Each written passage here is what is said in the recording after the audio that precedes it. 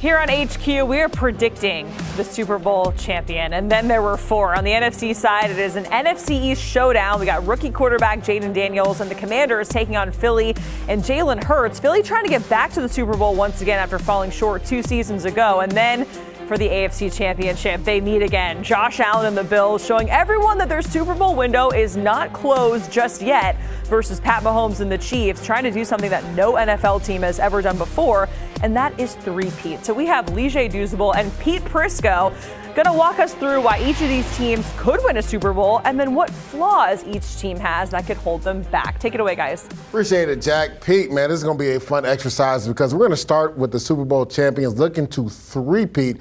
I'm going to start it off first by saying why they could win the Super Bowl, and then you'll argue the affirmative of why they couldn't. So to me right now, the Kansas City Chiefs can win the Super Bowl. It's because high-level execution. They execute higher than anybody in the NFL. When you talk about a team being more prepared than anybody, just look at what they did last year in the Super Bowl. Like, the San Francisco 49ers didn't understand the overtime rules. The Kansas City Chiefs knew right away what was going on. And then I also say that little tidbit in last week's game. Justin Reed had a feel on what the snap count was going to be on the field goal block team. It's rare you see that type of execution. He almost blocked the first one. He caused Fairbairn to miss it, but then he almost blocked the second one, and he did get it blocked by Leo Chanel. So when you talk about a team that executes at a high level more than anybody, and they're a team that doesn't beat themselves. Pete, since November 27, when they played the Buffalo Bills, do you know the Kansas City Chiefs have not turned the football over? Not one time. So you see it right there, Patrick Mahomes tied for Joe Montana already in most playoff wins, and it's because this team executes at a higher level than anybody else.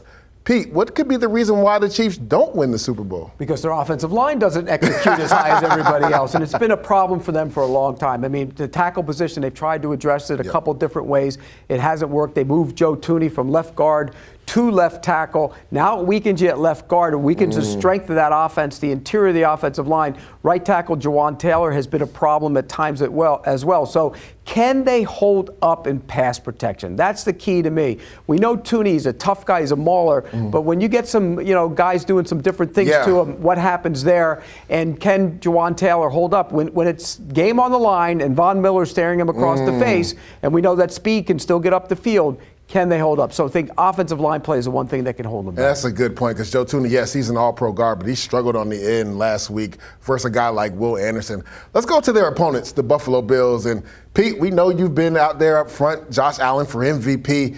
Tell us why the Buffalo Bills could win the Super Bowl. Because of Josh Allen.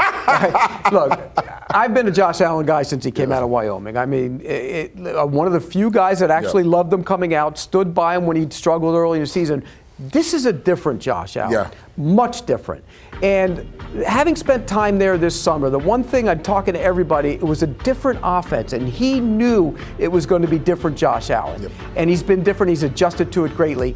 Pre-snap reads are what he's doing better than he ever has at any time in his career, and it's made him a better quarterback. He's still physical. He can still run. We saw that last week. He can still, tuck it and go and make big plays with his legs.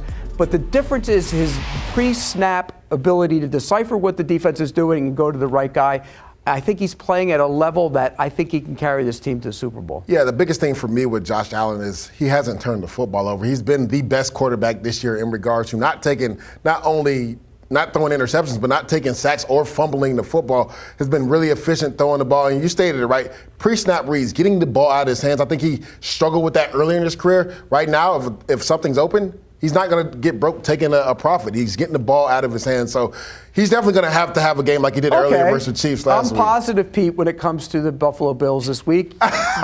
They think you hate the Bills. They do. I don't know why they hate the Bills in Buffalo. Yeah. So what could hold them back? I think the injuries at the safety position. Taylor Rapp has been in and out of the lineup, and it hasn't looked the same when he's not in the lineup. DeMar Hamlin and Cole Bishop have given up explosive plays. We saw that last week versus the Baltimore Ravens. I believe the Ravens had like 9 explosive plays last week. So that is a big concern going into this game versus a team like the Kansas City Chiefs with Xavier Worthy and the speed that he has, with Hollywood Brown and the speed that they have. I have some concerns with the safety position, more specifically in this Buffalo Bills secondary. If Taylor Rapp is not able to go and you have Cole Bishop in there and also DeMar Hamlin, they've had some issues in pass coverage, especially in zone coverage in regards to whether it's cover 3, cover 2, understanding when two teams send guy vertical, then you have to pick a side. They've really struggled doing that in that back end. So that would be the undoing for this Buffalo Bills team if they cannot rectify their secondary, more specifically the safety position. See, I think it would be more important to have Benford in the lineup.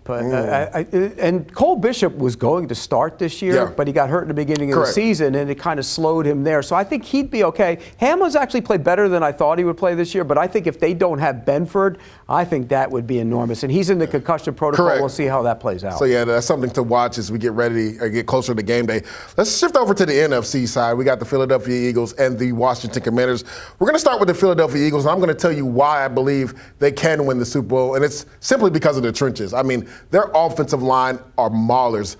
Saquon Barkley is a special back, but when you turn on the tape, there's sometimes where he's not even touched until he's into the second level. And then, Pete, there's times where he's not touched at all. Like those 2 touchdown runs, one for 60+, 70+, he was not touched at all, right? So the offensive line, Mekhi Becton, Jeff Stoutland has done a major job in regards to getting him ready because let's not forget, Mekhi Becton has played tackle his whole life. He's moved into the guard position, and it's like he's played guard his whole life, the way he's been able to maul guys. And even in pass protection, he's been really good. And then we flip it to the other side.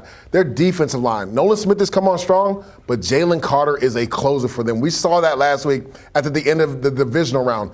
Had 2 sacks in that game, but he had one on 3rd down, and then on 4th down had another pressure on Matt Stafford that caused him to throw an ill-advised, inaccurate pass at the end of the game. So I think because of what they have in the trenches, they can win the Super Bowl. Bully ball. That's what they want to do. They want to play bully ball. But what happens if the offense can't play bully ball? Jalen Hurts, do they pass it well enough? So that's the why not. That's the why not. It's clearly been an issue for them at times this year. You have a wide receiver who reads a book on the sideline when he doesn't get the ball, which I hate, by the way.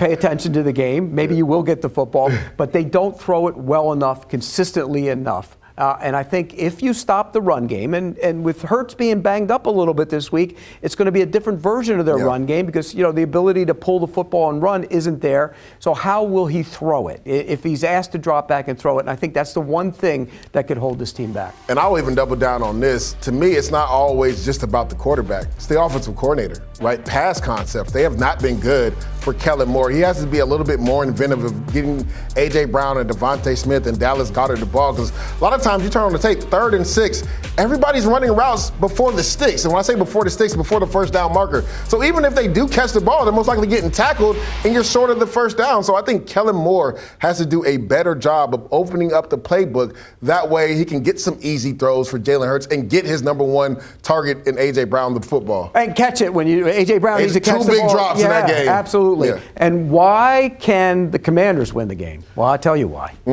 Jaden Daniels and Cliff Kingsbury. Look, Jaden Daniels has been phenomenal. Everything he does is effortless, and he doesn't get flustered. You blitz him, he kills it. You play man, he kills it. I'm curious to see how he reacts when they play a lot of zone because he's going to have to be patient. He's proved he can do it, but that's the challenge for a young quarterback at times. Can his offensive line hold up, particularly without Cosby at right guard? That's key for them. So I think Cliff Kingsbury's done a great job of calling plays. There was a little lull in the middle of the season where when Daniels wasn't healthy, there was concern about people catching up to Cliff Kingsbury. They aren't saying that now because he's been calling a great game. So I think Kingsbury/Daniels is the reason they can advance to the Super Bowl. I think there's something to be said too because Cliff Kingsbury decided to not do interviews for a head coach and really focus in on the Washington Commanders in this playoff run. He was in his bag versus the Detroit Lions. You stated it, had an answer for everything they wanted to do, whether they wanted to rush for and drop in zone coverage, whether they wanted to pressure and go man. He had man beaters galore.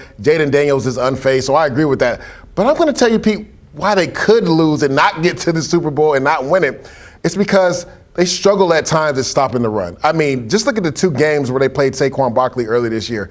Gave up nearly 300 yards. And if you go back to the first half versus the Detroit Lions, I don't know what Ben Johnson was doing. I would have kept running the football because Jahmyr Gibbs had nearly 100 yards in the first half. They really struggled at times at the point of attack and getting off blocks. Now, defensive coordinator Joe Witt did do a better job in the second half versus the Detroit Lions, switching up some fronts, right? Going bare front, more beef up there, bringing Frankie Louvu off the edge. But Pete, they've really struggled, and you see it right here, right? Rush yard per game, they're 30th in the league.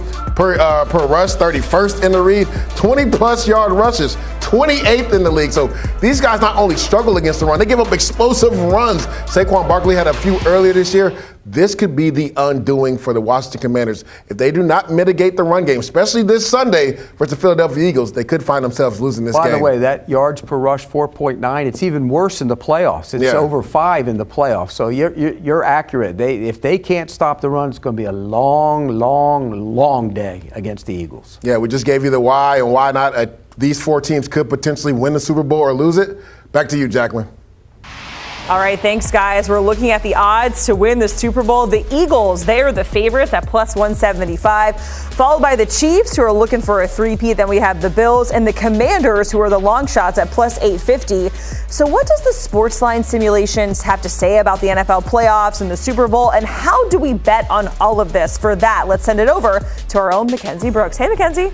Thanks, Jacqueline. Yeah, time to see who makes it to New Orleans and who wins in that dome. Now, we're going to start now just with the conference championships, not to pat ourselves on the back, but we did have the Bills beating the Ravens, and we do like the Bills again in this game. We give them the over 50% chance to win this game. Now, they are underdogs here around 1.5 points, and here's why we do like the Bills better than the Chiefs. For starters, if you're only 1.5 point favorites on your home field, that implies that you would be underdogs on a neutral field. If you were a pick'em in a neutral field, that would imply you're -3 on your own home field. So odds makers even believe that the Bills are just an objectively more talented team. And I understand the Chiefs and the dynasty and the record and how great they are in clutch situations. And the model recognizes that, but they also recognize that they're statistically a 9-win team, that they have the 3rd best point differential in their own division. So there are faults statistically and on this roster. You look at the Bills, who are such a clean football team. We have them winning the turnover battle, and that's why we ultimately have them coming out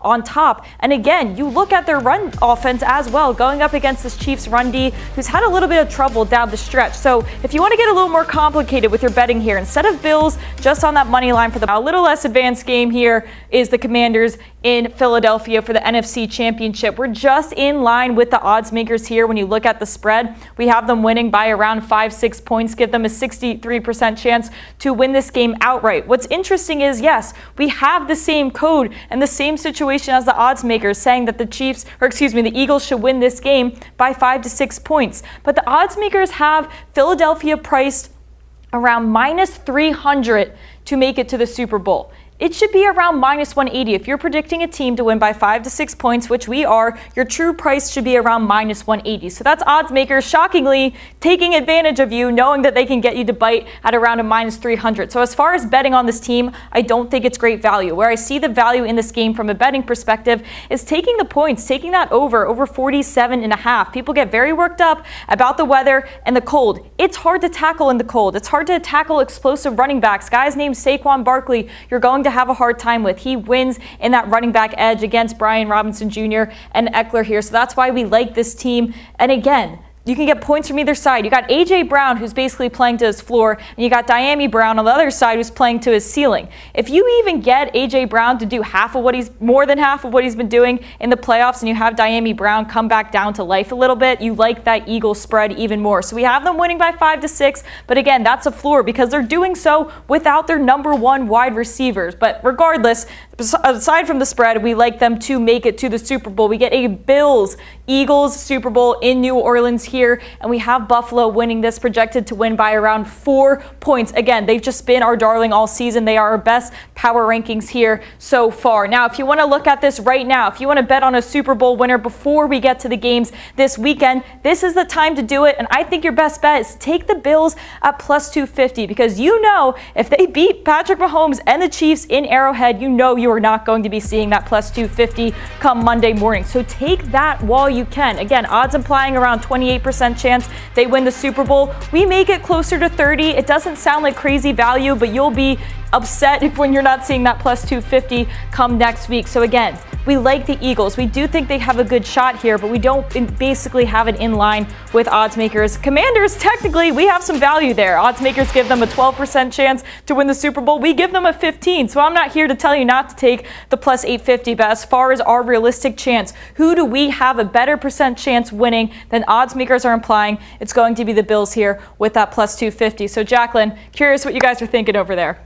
All right, thanks so much, Kenz. And now is the perfect time to join Sportsline. Just head to sportsline.com/join. You can get 60% off an annual plan. Just use the promo code WINNERS, or you can scan that QR code on your screen.